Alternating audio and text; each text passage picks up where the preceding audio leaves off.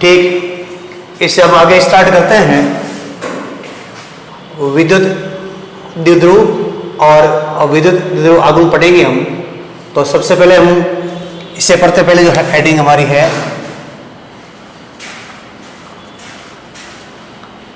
विद्युत द्विध्रुव।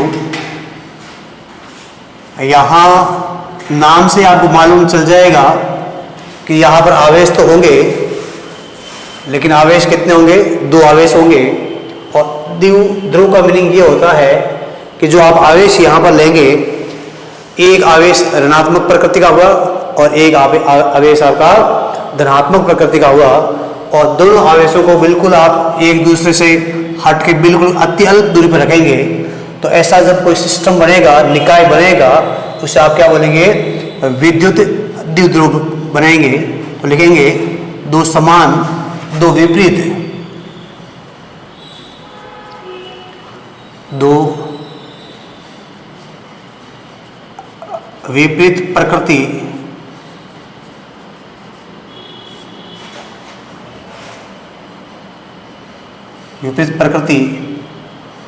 समान परिमाण के आवेश, समान परिमाण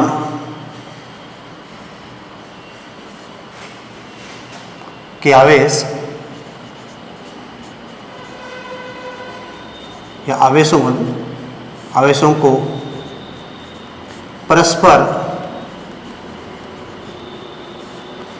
अति अल्प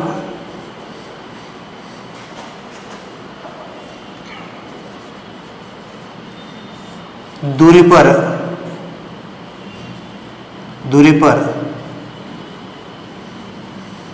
रखने से बना निकाय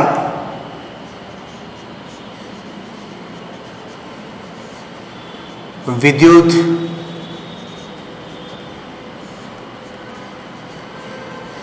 द्विध्रुव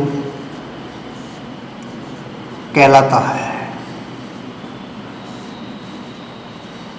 बहुत ईजी है, कोई इसमें हार्ड नहीं है। आवेश की जो प्रकृति होगी वो क्या होगा? विजातीय होगा। एक धनात्मक आवेश, एक आपका होगा ऋणात्मक आवेश। तो यहाँ पर हमने क्या लिखा कि 2 विपरीत प्रकृति के, मतलब एक धनात्मक और एक ऋणात्मक, लेकिन उनका गणितीय मान क्या होगा? समान होगा। जैसे मान लो हमारे पास हम एक आवेश Q1 लेंगे, Q1 ले लिया, और वो Q1 हम क्या लेंगे? प्लस Q लेंगे, और प्लस Q का मान हमने कितना ले लिया? 1 कूलम ले लिया। ठीक है। दूसरा आवेश हम उसको बोलेंगे, हम Q2 बोलेंगे। अब हम यहाँ पर प्लस Q की जगह क्या लेंगे? माइनस Q लेंगे। ठीक है। यहाँ पॉजिटिव की जगह जो प्लस Q है उसकी जगह हम क्या लेंगे?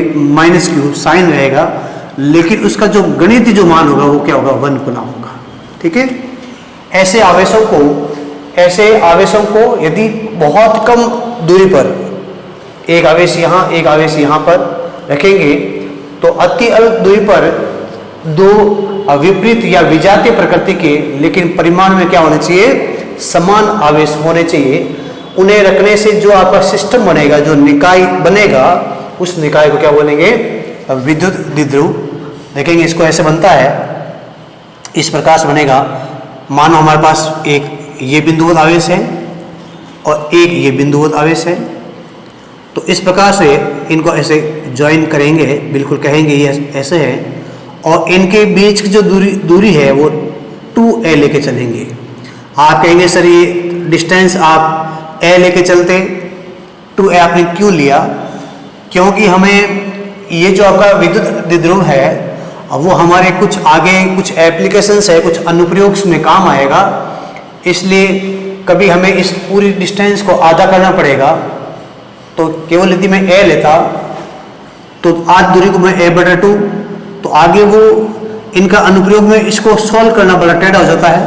इसलिए जो 2a दूरी है, इसे आप 2a बोलेंगे हमेशा, कि दोनों के बीच जो दूरी 2a है वो अत्यल्प है, बहुत ही कम है। ठीक है। तो यहाँ पर आप आवेश कौन सा लेंगे? इस बिंदु को मैं a बोल दूं, इसको मैं b बोल दूं। इस बिंदु a पर मैंने ऋणात्मक प्रकृति का आवेश -q रख दिया और इसमें मैंने प्लस प्रकृति का ये रख दिया। तो इस पूरी निकाय को आप क्या बोलेंगे? विद्युत द्विध्रुव। मतलब दो आवेश यहां पर रखे गए हैं, एक आपका ऋणात्मक आवेश, एक आपका धनात्मक आवेश, और दोनों के मध्य की जो दूरी है वो 2a के बराबर है, और वो 2a दूरी है वो अति अल्प है, बहुत ही कम है। ठीक है, इस प्रकार से तो ऐसा सिस्टम कोई बनेगा, इसे आप क्या बोलेंगे? विद्युत द्विध्रुव बोलेंगे। अब हमारा विद्युत द्विध्रुव हो गया कि दो आवेशों का ऐसा निकाय जिनके मध्य की दूरी अति अल्प हो। ठीक है, ऐसा जो निकाय बनेगा इसे हम क्या बोलेंगे? विद्युत द्विध्रुव बोलेंगे। और विद्युत द्विध्रुव आगुण हमारा है, नेक्स्ट हमारा टॉपिक हो जाएगा। नेक्स्ट हमारा टॉपिक क्या है? विद्युत द्विध्रुव आगुण। ये बहुत ही इंपॉर्टेंट और बहुत ही अच्छा टॉपिक है।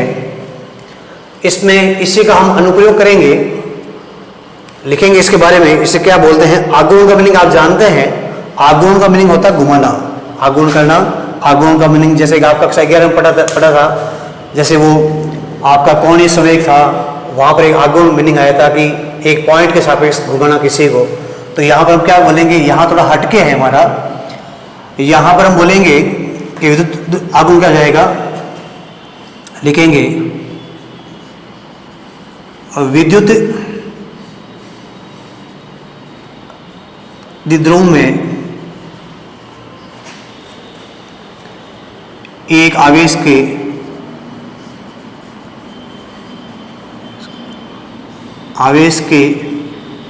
परिमाण विद्युत द्विध्रुव में एक आवेश के परिमाण एवं उनके मध्य की दूरी, उनके मध्य की दूरी के गुणनफल को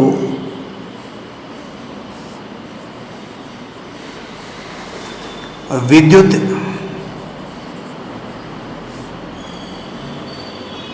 द्विध्रुव आगुण कहते हैं। आगुण कहते हैं।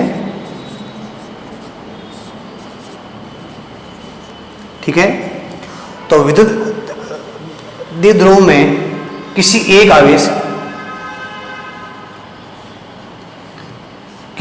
आवेश के परिमाण एवं उनके मध्य की दूरी के गुणनफल को विद्युत द्विध्रुव आगुण कहते हैं। लिखेंगे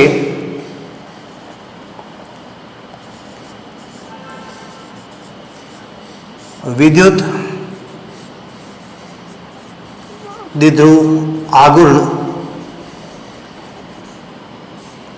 एक सदिश राशि है। कैसी राशि है? सदिश राशि है।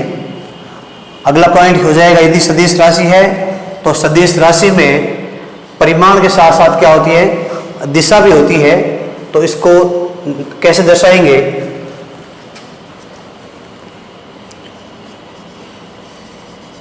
विद्युत द्विध्रुव को कैपिटल P से वेक्टर से दर्शाते हैं।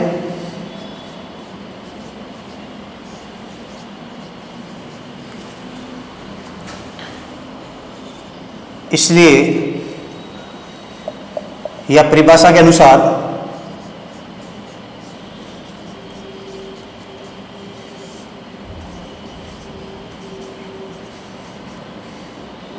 परिभाषा के अनुसार विद्युत द्विध्रुव आगुण P वेक्टर इक्वल हो जाएगा हमारा Q इंटू 2a। इनके बीच की दूरी कितनी हमारी? 2a। कितनी है? 2a। माइनस Q और प्लस Q जो आपका एक विद्युत द्विध्रुव होता है, इन दोनों में से कोई भी आवेश आप ले लें, चाहे यहाँ पर -q ले लें, उस आवेश का आपको परिमाण लेना है, तो दोनों का जो मल्टीपल है किसी भी एक आवेश का परिमाण और उन आवेशों के मध्य की दूरी हमारी कितनी है, 2a है, तो दोनों का जो आपका गुणनफल आएगा वो हमें क्या देगा, विद्युत द्विध्रुव आघूर्ण देगा। और विद्युत द्विध्रुव आघूर्ण क्या होती है कि सदिश राशि होती है, परिमाण के साथ साथ इसकी एक दिशा भी पाई जाती है। बताएंगे इसकी दिशा क्या होती है। यदि यहाँ इधर वेक्टर है तो इधर वेक्टर आएगा तो 2a। इस प्रकार से ये इसका एक फॉर्मूला है। आगे लिखेंगे इसकी दिशा क्या होती है। लिखें नेक्स्ट पॉइंट, विद्युत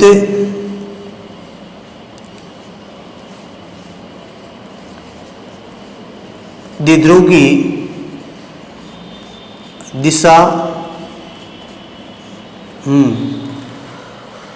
आपने पढ़ा कि जो विद्युत क्षेत्र है उसकी दिशा हम क्या मानते हैं, धनात्मक से ऋणात्मक, मतलब एक धनावेशित गोला होता है, उससे बल रेखाएं बाहर निकलती है और प्लस धनात्मक आवेश से बाहर निकलती है और कहाँ जाती है, ऋणात्मक आवेश में जाके खत्म होती है।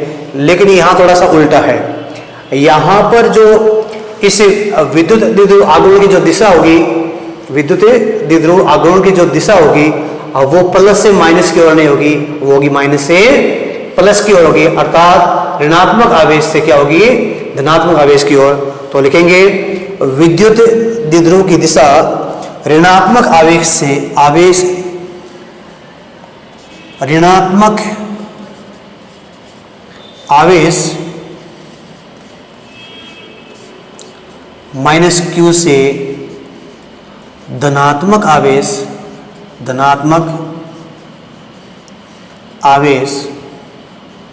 +q की ओर होती है।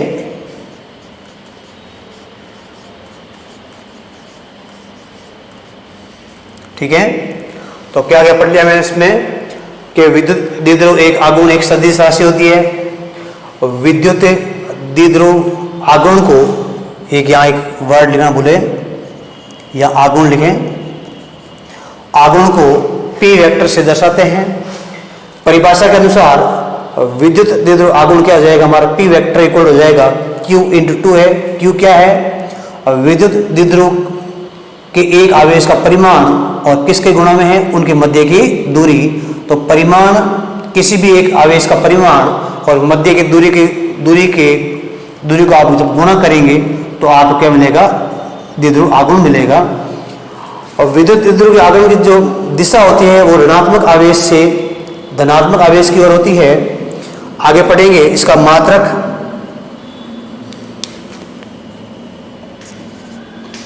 इसका मात्रक पढ़ेंगे हम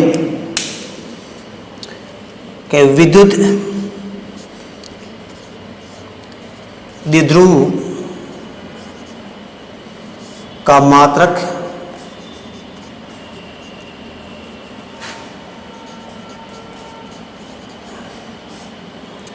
और कौन सा मात्रक, SI मात्रक। देखो यहां पर कौन है, यह आवेश है, तो आवेश का मात्रक क्या होता है, कूलाम होता है। और ये 2a है क्या, दो आवेशों के मध्य की दूरी। क्या है, दो आवेशों के मध्य की दूरी है। तो यहां पर कूलाम इनटू क्या हो जाएगा, मीटर हो जाएगा। तो विद्युत द्विध्रुव आघूर्ण का मात्रक क्या हो जाएगा हमारा, बोलो, कूलाम इनटू मीटर। कूलाम का प्रतीक चिन्ह क्या होता है, कूलाम का प्रतीक चिन्ह C आएगा, तो Cm, m मतलब मीटर। तो हम कहेंगे विद्युत द्विध्रुव आघूर्ण का, यहाँ आघूर्ण एक वर्ड आएगा, आघूर्ण का जो SI मात्रक होता है वो कूलाम इनटू मीटर होता है, जिसे बिल्कुल लिखेंगे संकेतांक में, इनके सिंबल में, तो C × m हो जाएगा। और याद रखने का तरीका, जिन बच्चों ने मैथ ले रखी है, मैथमेटिक्स ले रखी है, तो PCM, लेकिन इनका मीनिंग मालूम होना चाहिए कि P का मीनिंग क्या होता है, विद्युत द्विध्रुव आघूर्ण है, उसका हम SI मात्रक रट रहे हैं, याद कर रहे हैं। CM क्या है, C मतलब आवेश का मात्रक इनटू मीटर, तो पीसीएम इसका एक फॉर्मूला याद रखने का ट्रिक है। अब इसका मात्रक हो गया, इसकी विमा ज्ञात करते हैं।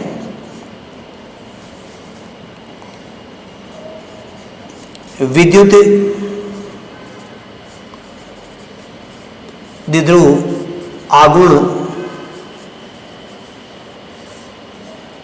की विमा बहुत आसान है, आप निकालें इसको।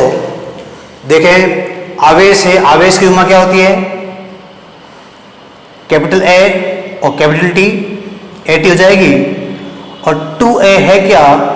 इन दो आवेशों के मध्य की दूरी है, तो दूरी डिस्टेंस है, दूरी है, और दूरी के लिए विभव सूत्र क्या होता है? कैपिटल एल, कैपिटल एल हो जाएगा। तो यहाँ कोई मास का है नहीं, कंपोनेंट्स कोई घटक नहीं है, तो ये विमा क्या हो जाएगी हमारी? Am not. मास यहाँ पर है नहीं। अब यहाँ पर चलेंगे, एल डिस्टेंस है, तो यह L1 आ जाएगा। आवेश भी एक बार आ रहा है, तो आवेश का क्या होती है? ए टी, तो ये ए टी हो जाएगा, ठीक है। तो यहाँ हो गया आपका एल आ रहा है, ए टी आ रहा है, L1 T1, ये इसका हो जाएगा, विमा सूत्र हो जाएगा। तो विद्युत द्विध्रुव आघूर्ण की विमा हमारी हो जाएगी एम नॉट L1 और A1 और T1, ये इसकी विमा है। अब जो विद्युत द्विध्रुव आघूर्ण है, इसकी सहायता से हम क्या करते हैं? हमने किसी एक बिंदुवत आवेश के कारण, कि यदि आपका एक बिंदु है, उसके कारण हमने विद्युत क्षेत्र ज्ञात किया था, या फिर अभी करेंगे। लेकिन इसके कारण आप क्या करते हैं कि यदि आपका एक बिंदुवत आवेश है, दो आपके बिंदुवत आवेश है, तो एक अक्षीय दिशा में, अक्षीय मतलब जैसे इसको मैं बोलूं, यहां से हम चलते हैं, थोड़ा परिभाषित कर दूं इसको वापस यहां से। इस माइनस क्यू आवेश और प्लस क्यू आवेश को जो मिलाने वाली जो रेखा है, जो ऋणात्मक आवेश माइनस क्यू और धनात्मक आवेश प्लस क्यू, जिससे मिलकर क्या बना है? एक विद्युत द्विध्रुव बना है, उनको मिलाने वाली रेखा, उनको मिलाने वाली रेखा, उसे क्या बोलते हैं? अक्ष बोलते हैं। क्या बोलते हैं? अक्ष बोलते हैं। क्या बोलेंगे उसको? दो विद्युत द्विध्रुव में दो आवेशों को मिलाने वाली जो रेखा है, उसे आप क्या बोलते हैं? अक्ष बोलते हैं। और इस अक्ष के बिल्कुल लंबवत यहां पर ये जो बिंदु होते हैं, तो यहां लिखते हैं एक बार, अक्ष किसे बोलेंगे? या द्विध्रुव अक्ष बोल रहे हैं। इनका कोई इतना इंपॉर्टेंस नहीं है, लेकिन हल्का सा नॉलेज के लिए तो लिखेंगे यहां पर। द्विध्रुव में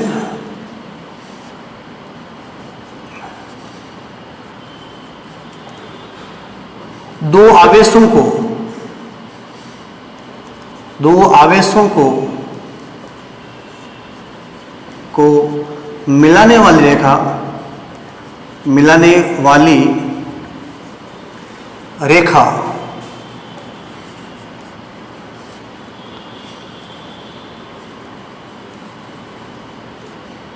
विद्युत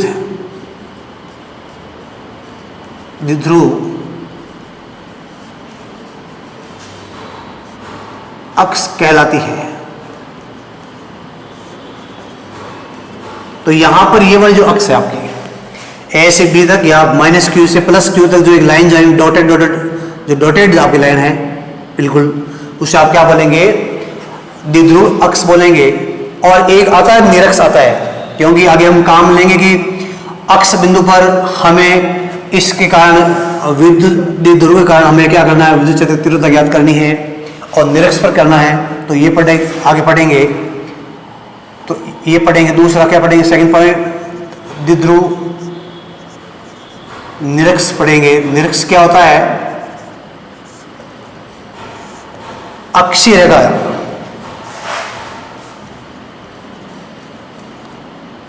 अक्षीय रेखा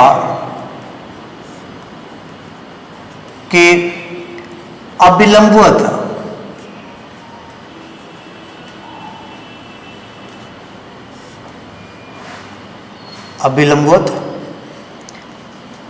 स्थित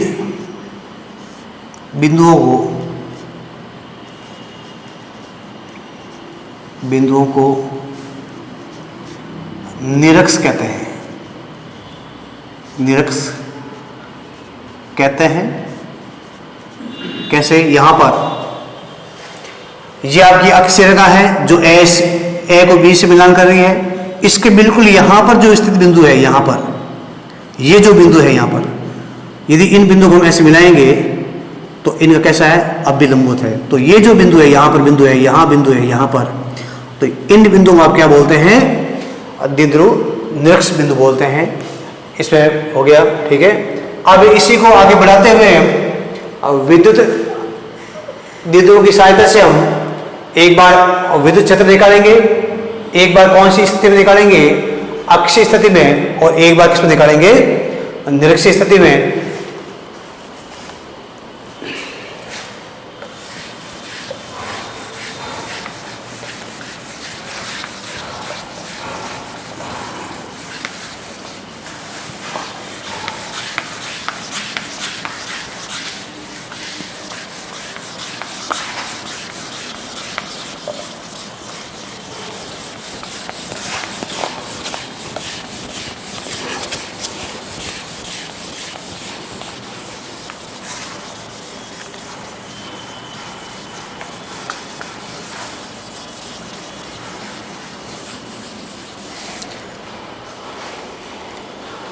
पहले समझते हम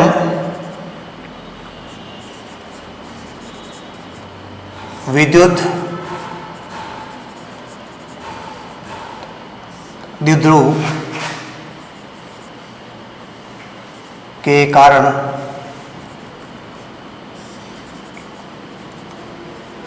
अक्षीय बिंदुओं पर, अक्षीय बिंदुओं पर विद्युत क्षेत्र की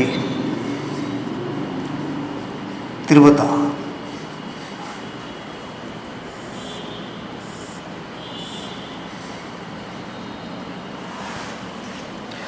क्या लिखा हमने? विद्युत द्विध्रुव के कारण अक्षीय बिंदुओं पर विद्युत क्षेत्र की तीव्रता ज्ञात करते हैं। इसके लिए मैं सबसे पहले आपको एक डायग्राम बनाऊंगा, और डायग्राम बनाकर पहले सबसे पहले विद्युत द्विध्रुव बनाएंगे कि पॉइंट ए है, ये पॉइंट बी, पॉइंट ए और पॉइंट बी के बीच की जो दूरी है, ये डिस्टेंस है, उसे आप 2a बोलेंगे। यहां इस बिंदु ए पर, बिंदु ए और बिंदु बी पर, बिंदु ए पर आपने -q आवेश लिया है, और बिंदु बी पर आपने +q आवेश लिया, जो परिमाण में समान है, परिमाण में समान है। हमें करना क्या? एक स्वेच्छ बिंदु अपनी इच्छा के अनुसार उसी अक्षीय स्थिति में, मतलब ए और बी को जो लाइन मिला रही है, उसी लाइन में इधर या चाहे इधर आपको एक बिंदु लेना है, और उस बिंदु पर इस -q के कारण कितना विद्युत क्षेत्र है, और यहां +q के कारण कितना विद्युत क्षेत्र है, अब वो हम ज्ञात करेंगे। और हम यहां मान लेंगे डॉट डॉट डॉट डॉट, यहां एक बिंदु P लेते हैं, यह हमारा बिंदु P है। इस बिंदु P पर हमें क्या ज्ञात करना है? इस बिंदु P पर हमें ये फाइंड करना है कि हमारा E कितना है, E वेक्टर कितना हमारा यहाँ पर, कि हमारे यहाँ पर विद्युत क्षेत्र कितना है। तो हम करेंगे इसको यहां से, ये ज्ञात करने के लिए क्या करेंगे आप? सबसे पहले आपका जो विद्युत द्विध्रुव है, उसके बिल्कुल एक मध्य बिंदु पर एक बिंदु लेंगे, और उस बिंदु को आपने क्या बोल दिया? O बोल दिया। तो जितना डिस्टेंस आपका AO है उतना O भी है, इसका मतलब डिस्टेंस A हो गया, ये भी डिस्टेंस A है, तो यहां से ये डिस्टेंस आपकी A हो जाएगी, और ये भी डिस्टेंस आपकी A हो जाएगी। और जिस स्वेच्छ बिंदु को आप ले रहे हैं, जहां पर आपको विद्युत क्षेत्र ज्ञात करना है, इस बिंदु P पर करना है आपको, तो उस बिंदु की दूरी आप लेंगे बिंदु O से, तो यहां से यहां तक की डिस्टेंस जो है वो कितनी है, R है। अब बिंदु R, दूरी आपने R ले ली है, लेकिन यहां कोई आवेश है नहीं। ज्ञात क्या करना, आपको विद्युत क्षेत्र ज्ञात करना है। बिना आवेश के वो ज्ञात होता नहीं है। तो अब क्या करेंगे, यहां पर चलेंगे, एक बार ये आवेश लेंगे, इसके कारण यहां फील्ड ज्ञात करेंगे और विद्युत क्षेत्र करेंगे। एक बार ये आवेश लेंगे, इसके कारण यहां विद्युत क्षेत्र ज्ञात करेंगे। तो यहां से देखो आप जल्दी से कि जब बिंदु P आपके पास यहां पर है, तो यहां से यहां तक जब आप ज्ञात करेंगे इसको, तो ये कुल दूरी क्या हो जाएगी आपकी, R प्लस A हो जाएगी। देखो यहां तक की दूरी R है, हमें कहां पहुंचना है, बिंदु A पर पहुंचना है। तो मुझे सीधा A से P तक चलना है, तो A से P तक चलना है तो दूरी जोड़नी पड़ेगी। यहां तक की दूरी कितनी R है और ये दूरी कितनी आपकी A है, तो यहां की कुल दूरी हो जाएगी R प्लस A। अब वैसे ही आपको एज इट इज, अब मुझे यहां इस बिंदु B पर जहां पर मेरा धनात्मक आवेश Q स्थित है, उसके कारण विद्युत क्षेत्र की तीव्रता यहां निकालनी मुझे। तो यहां से हम चलेंगे, तो यहां से जब यहां तक चलेंगे तो देखें यहां से यहां तक कुल दूरी कितनी R है, उसमें से ये इतना माइनस कर दूं मैं, क्योंकि मुझे B से चलना है, मेरा आवेश यहां स्थित है। तो ये डिस्टेंस क्या हो जाएगी मेरी, R माइनस A हो जाएगी।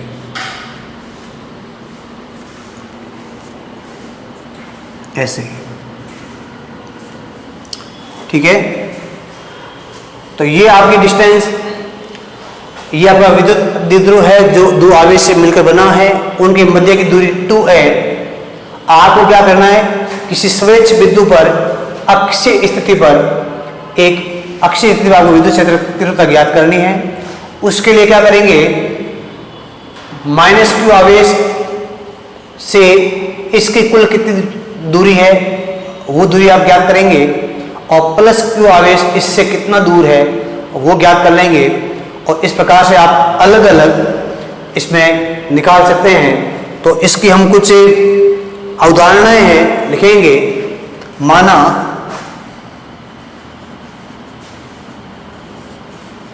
एक विद्युत द्विध्रुव जिसे निर्वात में रखा गया है,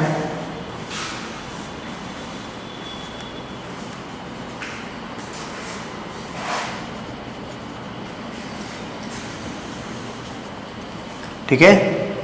माना एक विद्युत द्विध्रुव जिसे निर्वात में रखा गया है, देखें किसी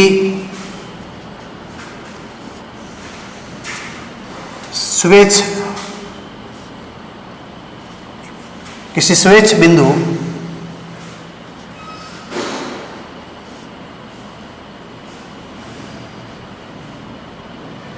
P पर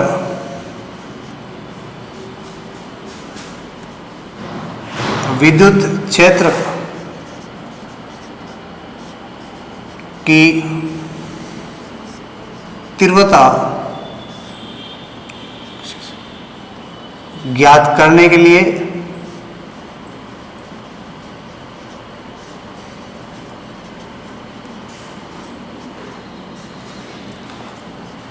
द्विध्रुव की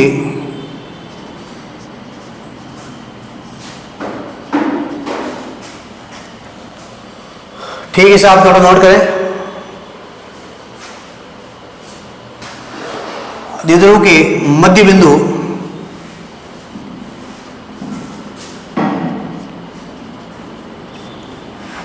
O से दूरी R पर अक्षीय स्थिति पर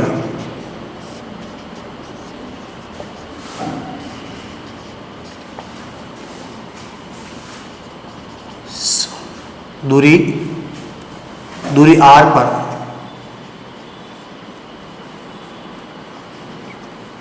अक्षीय स्थिति पर स्वेच्छ बिंदु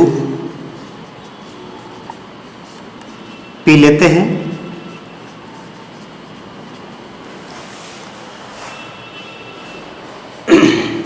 अतः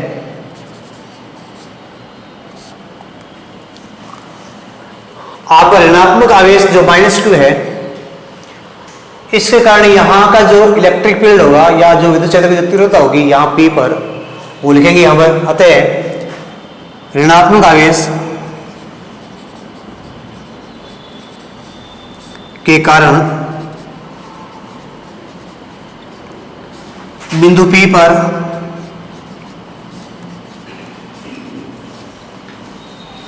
और विद्युत क्षेत्र की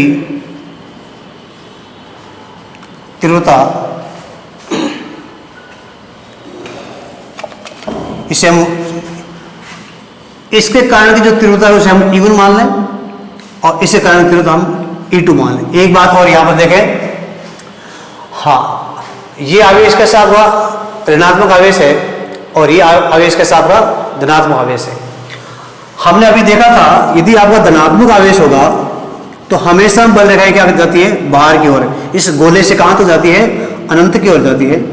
और यदि आपका ऋणात्मक आवेश है तो बल रेखा कहां से आती है, अनंत से कहां आती है, गोले की ओर आती है। तो ऐसा ही यहां पर देखेंगे हम, यदि आपका -q आवेश है, ऋणात्मक आपका आवेश है, तो इसके कारण जो आपका इलेक्ट्रिक फील्ड होगा, विद्युत क्षेत्र जो होगा वो क्या होगा, अंदर की ओर होगा, और इसके कारण जो क्या होगा, बाहर की ओर। तो कुछ यहां बना लें, एक बार तो यहां लिख दें, E1 में यहां लिख दूं और E2 यहां लिखें, थोड़ा इसको भी नोट कर लेना साथ साथ में।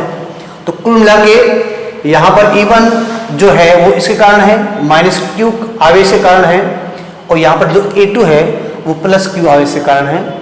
अभी देखेंगे इसको। अतः -q आवेश के कारण बिंदु P पर तीव्रता लिखेंगे E1 वेक्टर इक्वल टू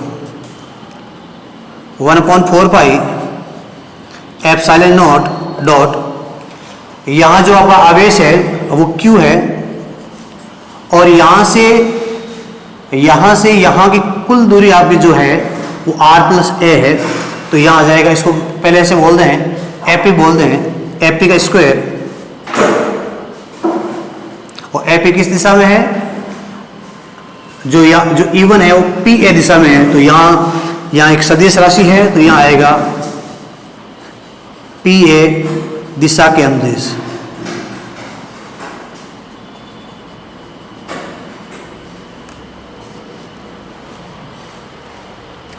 आगे चलेंगे, यहां पर इससे समीकरण नंबर 1 बोल देंगे।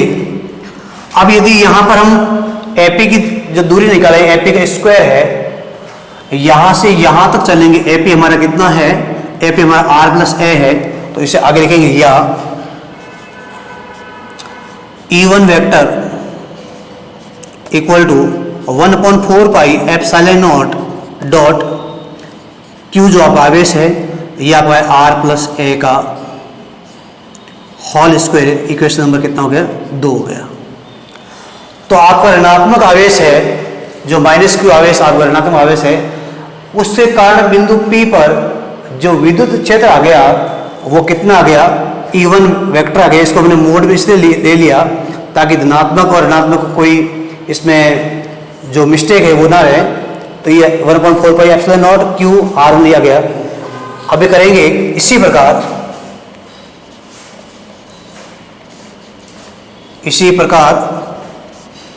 हाँ, दूसरा आवेश कौन सा है, दूसरा +q आवेश है, धनात्मक आवेश +q है। इसी प्रकार +q आवेश के कारण विद्युत क्षेत्र की जो हम तीव्रता ज्ञात करेंगे वो क्या हो जाएगी, E2 हो जाएगी।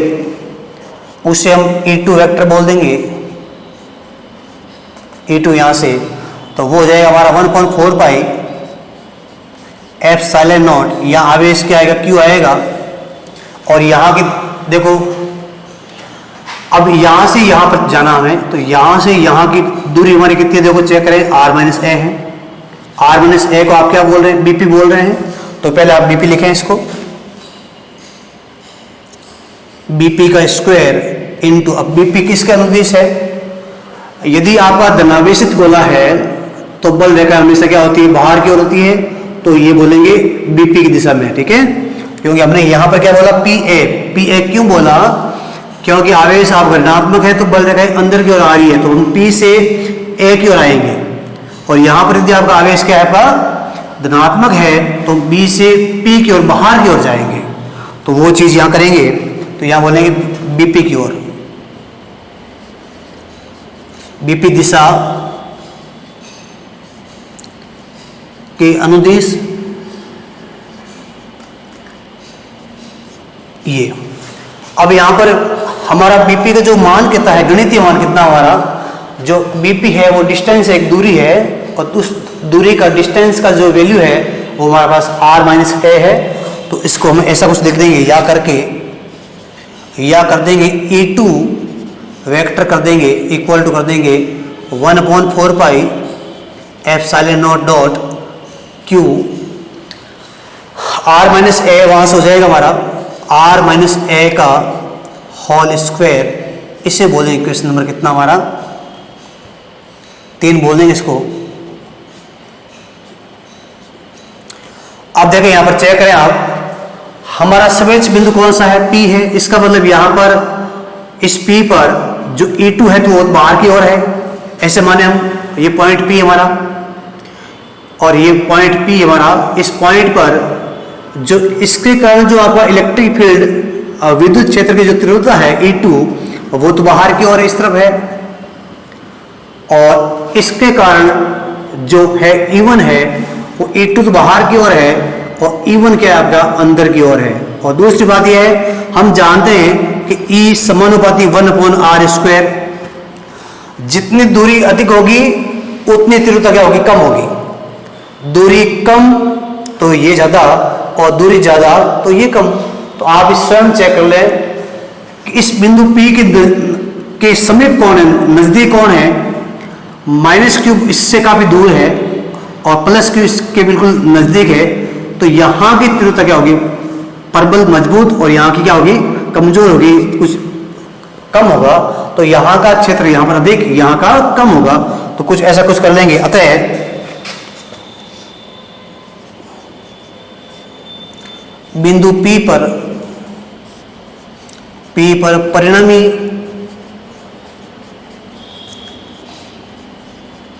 और विद्युत क्षेत्र कितना आ जाएगा हमारा, E वेक्टर इक्वल आ जाएगा हमारा E2 माइनस E1। अब E2 हमारा कितना है, E1 कितना है, वो समीकरण 2 और 3 से मान रखते हैं तो हमारा मिल जाएगा।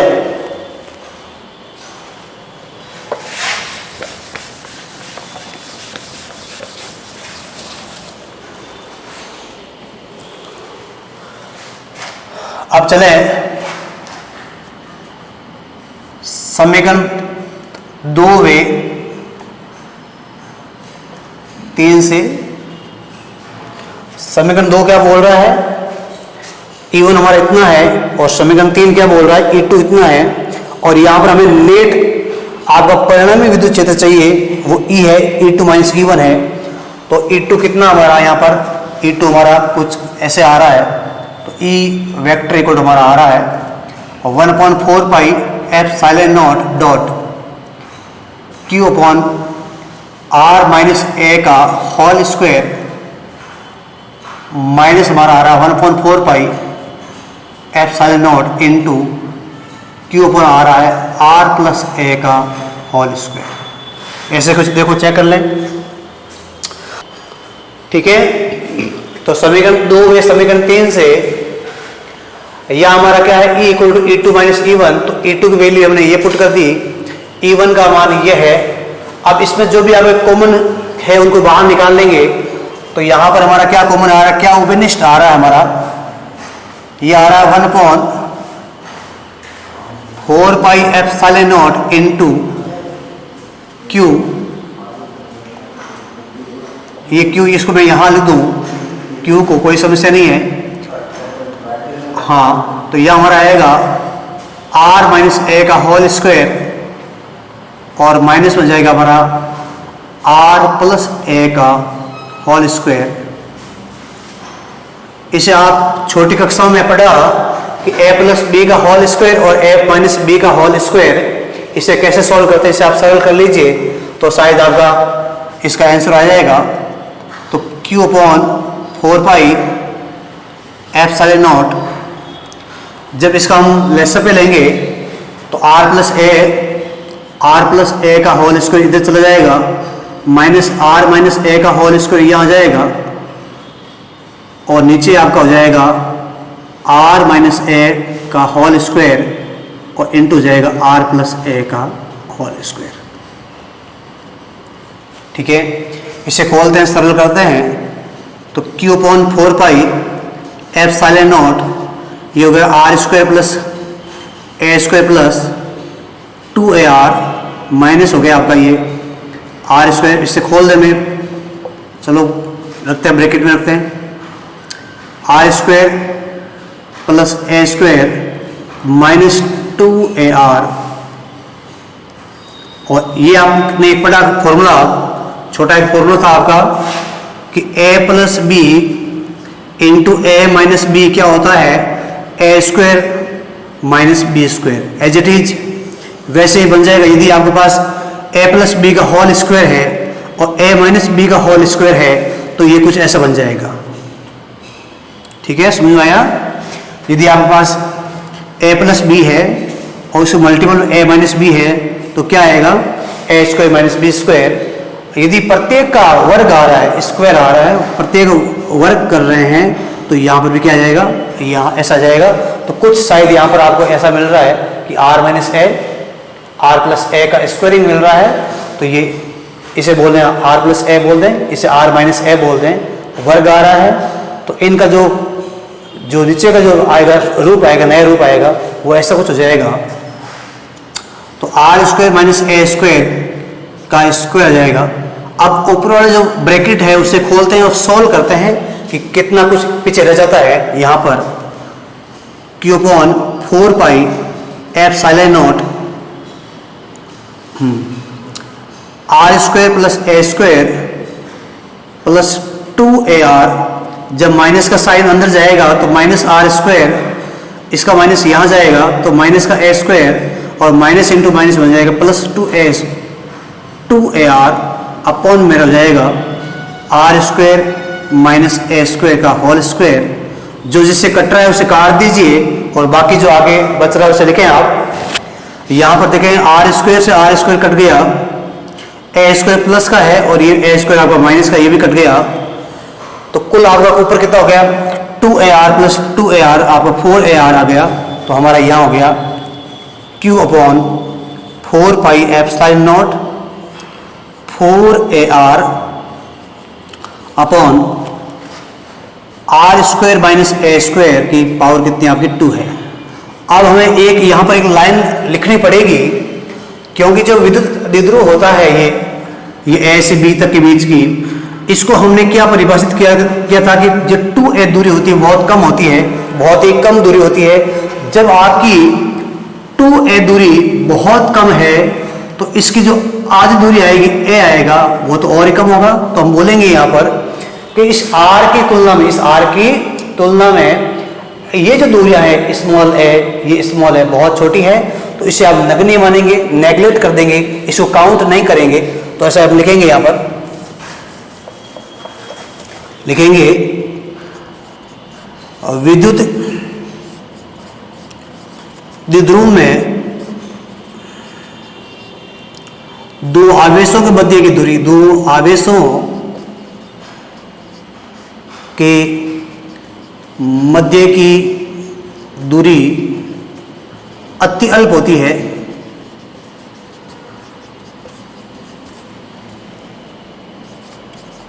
अतः ए लेस देन आर या ए को आर के सापेक्ष नगण्य लेने पर, नगण्य मतलब 0 के बराबर लेने पर इस समीकरण को कुछ नाम दें, 1 2 3, इसको 4 दे दें लेने पर समीकरण 4